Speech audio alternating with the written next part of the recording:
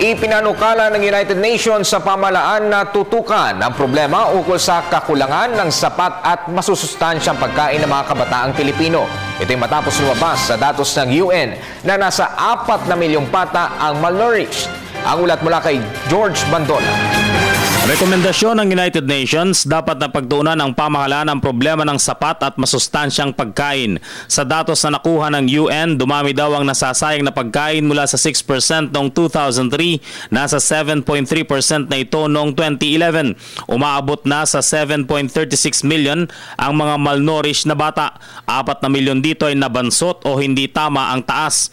12% rin ng mga buntis at mga may anak na kulang 5 taong gulang ay biktima rin ng malnutrition. Sabi ni Hilal Elver, Special Rapporteur on the Right to Food, panahon na para tugunan ito ng pamahalaan. There is a huge budget issue is here.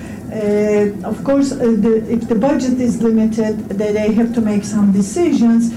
But I think we thought diversification is very important in relation to food security because Filipinos don't only eat rice. So this is definite. We have to make a little bit more diversified food security in order to get nutritious value of the food. Nilalaman ng report ni Elver ang mga panukalang batas sa Pilipinas na kinakailangang maaprubahan agad-anya, lalo na ang Land Reform Extension Bill, Land Use Bill at Hunger Bill.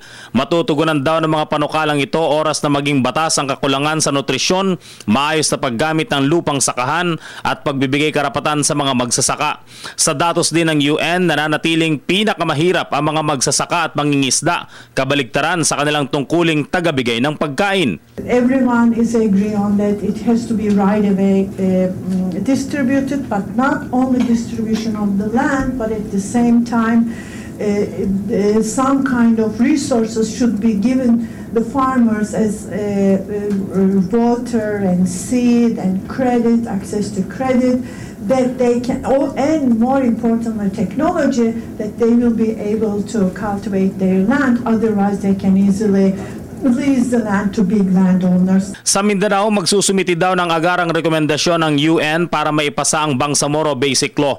Ito ang tinatayang solusyon para tugunan ang gutom at kahirapan sa Mindanao. Also, President has a little time, right? 1 year. It would be a good legacy for him also, and it would be a perfect kind of good fate, symbolic ending his period. Yes, very good gesture for the poor, and I'm sure he will be friendly on this proposal. Kinikilala naman ng UN ang mga ginagawa ng pamahalaan at nanawagan itong suportahan ng sambayanan at ng international community ang mga hakbang at paraang tutugon sa kakulangan ng masustansya at sapat na pagkain sa bansa.